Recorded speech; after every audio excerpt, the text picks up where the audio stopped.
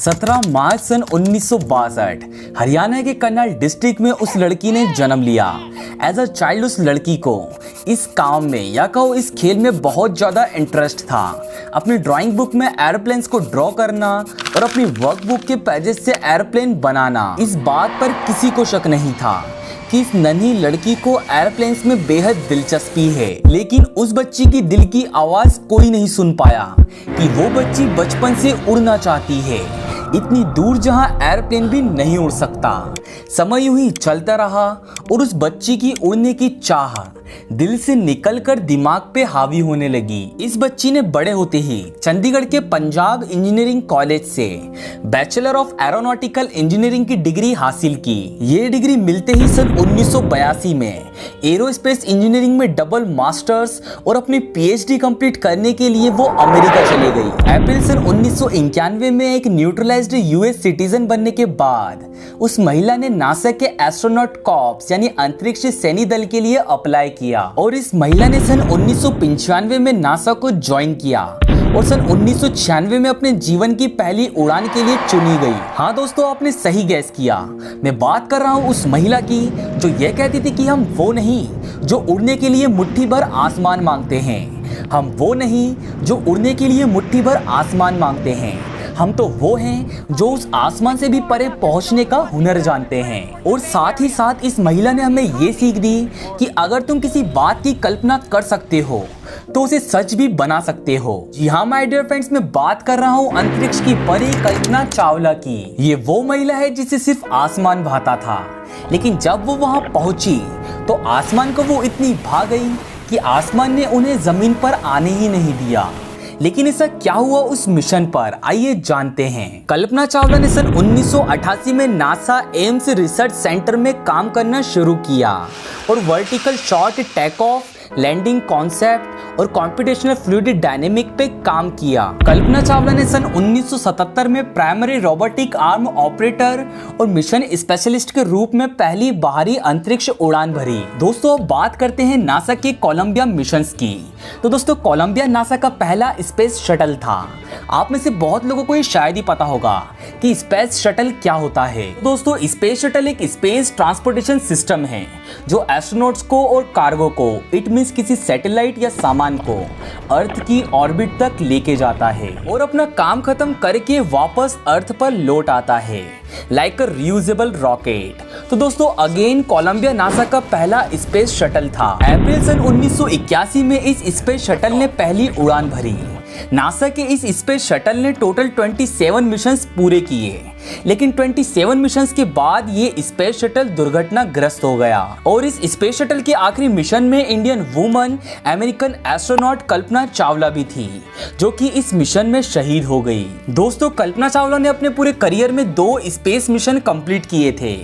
पहला 24th space shuttle mission, इस mission का नाम था STS-87, जो सन 1997 में 19 नवंबर को शुरू हुआ और 5 दिसंबर सन 1997 में सक्सेसफुल कंप्लीट किया गया। देन कल्पना चावला का दूसरा या कहो आखिरी मिशन शुरू हुआ। अपने 28वें मिशन पर कोलंबिया स्पेस शटल ने पृथ्वी से आखिरी बार 16 जनवरी 2003 को उड़ान भरी। इस दर्दनाक मिशन का नाम था STS-107। उस समय के सभी स्पेस मिशन का मेन ऑब्जेक्टिव था इंटरनेशनल स्पेस स्टेशन को बनाना, लेकिन इस STS-107 मिशन का पूरा फोकस था स्पेस में कई तरह के साइंटिफिक एक्सपेरिमेंट करना। इस कोलंबिया स्पेस शटल में 7 क्रू मेंबर्स की एक टीम थी। उनमें थे mission commander Rick Husband, pilot William McCool, mission specialist Michael Anderson, David Brown, Kalpana Chawla, Laurel Clark और इलैन रेमन। ये सभी एस्ट्रोनॉमर्स 2 शिफ्ट में काम किया करते थे, जिसे साइंटिफिक एक्सपेरिमेंट 24 घंटे चलते रहते थे। कोलंबिया स्पेस शटल की पूरी टीम ने कुल 80 साइंटिफिक एक्सपेरिमेंट कंप्लीट किए, जिसमें बायोलॉजी, मटेरियल साइंस और लिक्विड फिजिक्स जैसे सब्जेक्ट शामिल है। इन एस्ट्रोनॉट ने 16 दिन में ये एक्सपेरिमेंट कंप्लीट किए। जब ये 7 एस्ट्रोनॉट स्पेस एक्सपेरिमेंट कर रहे थे तो नासा ने रॉकेट लॉन्च वीडियो में ये पाया कि जब 16 जनवरी 2003 को कोलंबिया स्पेस शटल ने फ्लोरिडा कैनेडी स्पेस सेंटर से उड़ान भरी तो लॉन्च के दौरान ही स्पेस शटल के एक्सटर्नल फ्यूल टैंक से एक इंसुलेशन फोम का टुकड़ा टूट गया और स्पेस शटल की स्पीड तेज होने के कारण वो फोम का टुकड़ा स्पेस शटल के लेफ्ट विंग से टकरा गया और वो विंग डैमेज्ड हो गया। जैसे कि मैंने पहले आपको बताया कि जब ये एस्ट्रोनॉट स्पेस में एक्सपेरिमेंट कर रहे थे तभी नासा के साइंटिस्टों को इस इंसिडेंट की खबर लग चुकी थी। उन्हें ये पता था कि फोम का ये टुकड़ा लॉन्च के 82 सेकंड के बाद ही लेफ्ट विंग से टकरा चुका था, लेकिन उन्होंने ये बात स्पेस शटल में बैठे एस्ट्रोनॉमर्स को नहीं बताई। आपकी जानकारी के लिए मैं ये बता दूं कि एटमॉस्फेयर की हीट से बचने के लिए स्पेस शटल के हर एक पार्ट में थर्मल प्रोटेक्शन इंसुलेशन लगाया जाता है और इंसुलेशन फॉर्म का टूटना कोई बड़ी बात नहीं है, ऐसा कई मिशन में हुआ है। लेकिन इस बार बात इंसुलेशन फॉर्म की नहीं थी, विंग की थी। दोस्तों, नासा के कई वैज्ञानिकों ने और दूसरे ऑर्गेनाइजेशन ने नासा के हाई ऑफिशियल्स को अलर्ट किया और कहा गया कि स्पेस में स्थित कोलंबिया स्पेस शटल की और इन्वेस्टिगेशन यानी जांच की जाए। लेकिन नासा के उच्च अधिकारियों ने इस अलर्ट को रद्द कर दिया और उन्होंने इस इंसिडेंट को इम्पोर्टेंट नहीं समझा और इस बात से अनजान बन गए कि यही इंसिडेंट एक एक्सीडेंट एक डिजास्टर में तब्दील होने वाला है। उड़ान के ठीक 15 दिन बाद 1 फरवरी सन 2003 को नासा के कोलंबिया स्पेस शटल ने अपनी प्री प्लान्ड वापस लौटने की प्रक्रिया शुरू की, लेकिन एटमॉस्फेयर में एंटर करने के बाद सुबह 9 बजे ही वैज्ञानिकों को अजीब रीडिंग्स मिलना शुरू हुई। कोलंबिया स्पेस शटल के लेफ्ट विंग के सेंसर की रीडिंग गायब होने लगी।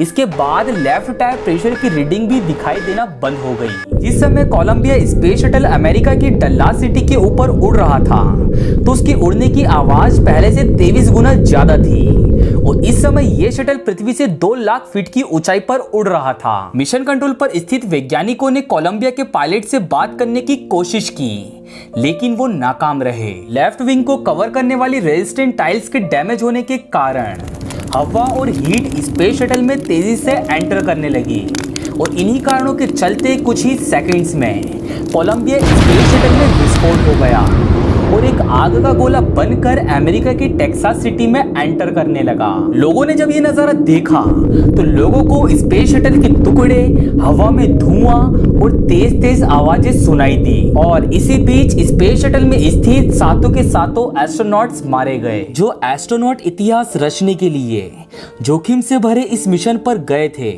वो खुद एक इतिहास बनकर एक कहानी में दफन हो गए, या कहो अमर या शहीद हो गए। इस इंसिडेंट के बाद की गई स्टडीज में ये पता चला कि कोलंबिया स्पेस शटल के लेफ्ट विंग में एक छोटा सा छेद हो गया था, जिसकी वजह से वायुमंडल की गैसेस स्पेस शटल के अंदर घुस गई, जिससे स्पेस शटल में विस्फोट हो गया और 7 अंतरिक्ष यात्री इस हादसे के शिकार हो गए। ये विस्फोट इतना भयानक था कि विस्फोट से कोलंबिया स्पेस शटल के टुकड़े लगभग 5000 स्क्वायर किलोमीटर के क्षेत्र में बिखर गए। महीनों भर की डिस्कवरी के बाद नासा ने इस विस्फोट से हुए 84,000 टुकड़े ढूंढ निकाले और आंखों को नम करने वाली बात तो ये थी कि इन 84,000 टुकड़ों में से कुछ टुकड़े अंतरिक्ष यात्रियों के शरीर के हिस्से थे जिनकी डीएनए के द्वारा पहचान की गई। दोस्तों, अब सवाल ये है कि अगर नासा के ऑफिशियल्स इस इंसिडेंट पर पहले से ही इंपॉर्टेंस देते तो क्या ये कोलंबिया डिजास्टर को रोका जा सकता था?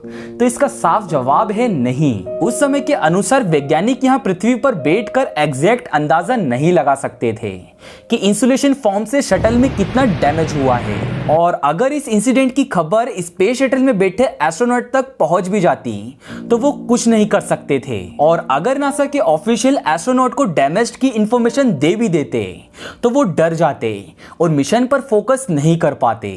इसलिए नासा ने ये इंफॉर्मेशन एस्ट्रोनॉट से छुपाना बेहतर समझा और ये उम्मीद की कि स्पेस शटल सही सलामत वापस लौट आए। तो दोस्तों, सच्चाई यही है कि लॉन्च के बाद स्पेस शटल के डैमेज का कुछ नहीं किया जा सकता था। भले ही आपको ऐसा लगे कि इसमें साइंटिस्टों की लापरवाही थी या नासा की कोई साजिश थी। तो दोस्तों, बस यही था दिल को दहला देने वाला, रोंगटे को खड़े करने वाला और बहुत सी चीजें सिखाने वाला कोलंबिया डिजास्टर। तो दोस्तों, आज की ये वीडियो आपको कैसी लगी मुझे कमेंट सेक्शन में लिख के जरूर बताना।